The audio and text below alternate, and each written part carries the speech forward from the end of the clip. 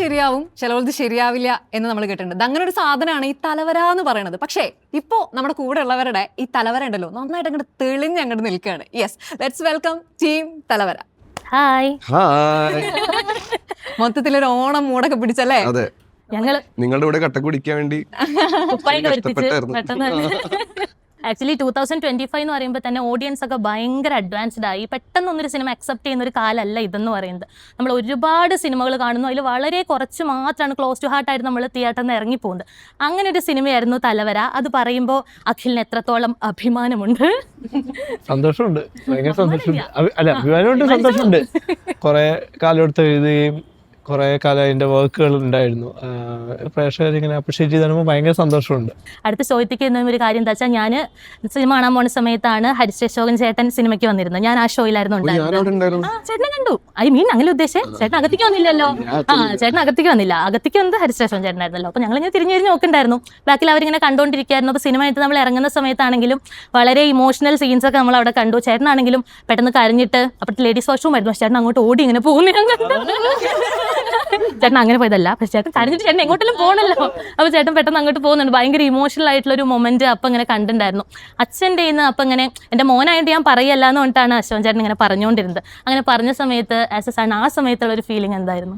Actually രണ്ടുപേരും കയറ്റി, അച്ഛനമ്മേനെയും കയറ്റി.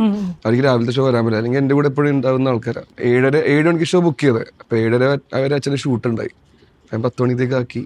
എൻ്റെ കസിൻസും എൻ്റെ അകത്തുണ്ടായിരുന്നു.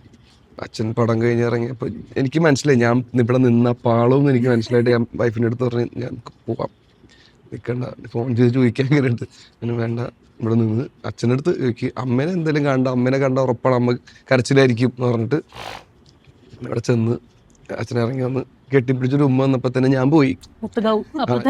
ഞാൻ ഓക്കെ എന്ന് പറഞ്ഞാൽ ഞാൻ മാറി. പിന്നെ അച്ഛൻ പറഞ്ഞു ഞാൻ കേട്ടിട്ടില്ല. പിന്നെ ഞാൻ വീഡിയോ ആണ് കാണുന്നത്. ആക്ച്വലി അത്രയും ഇമോഷണലി അറ്റാച്ച്ഡ് ആയിട്ട് ചെയ്തതുകൊണ്ടായിരിക്കണമല്ലോ പെട്ടെന്ന് ആ ഒരു കണ്ണീരും കാര്യങ്ങളൊക്കെ വന്നിട്ടുള്ളത്. അപ്പോൾ ആക്ച്വലി അർജുൻ എന്താണ് ഒരു ടെക്സ്റ്റ് ബുക്കായിട്ട് യൂസ് ചെയ്തിട്ടുള്ളത്? എവിടെ നിന്നാണ് ആ ഒരു വിറ്റ്ലിഗോ എന്ന് പറഞ്ഞിട്ടുള്ള ആ ഒരു സാഹചര്യത്തെ മനസ്സിലാക്കണം, ആ ഒരു ഫിസിക്കൽ കണ്ടീഷനെ അത്രമേൽ ഉൾക്കൊള്ളണം എങ്കിൽ മാത്രമാണല്ലോ ഇത്രയും നന്നായിട്ട്, അതും മൈന്യൂട്ട് ആയിട്ടുള്ള കാര്യങ്ങൾ പോലും വളരെ പെർഫെക്റ്റ് ആയിട്ടാണ് ചെയ്തു വെച്ചിട്ടുള്ളത്. അപ്പം അതെങ്ങനെയാണ് സാധ്യമായത് എന്നാണ് അർജുൻ കരുതുന്നത്?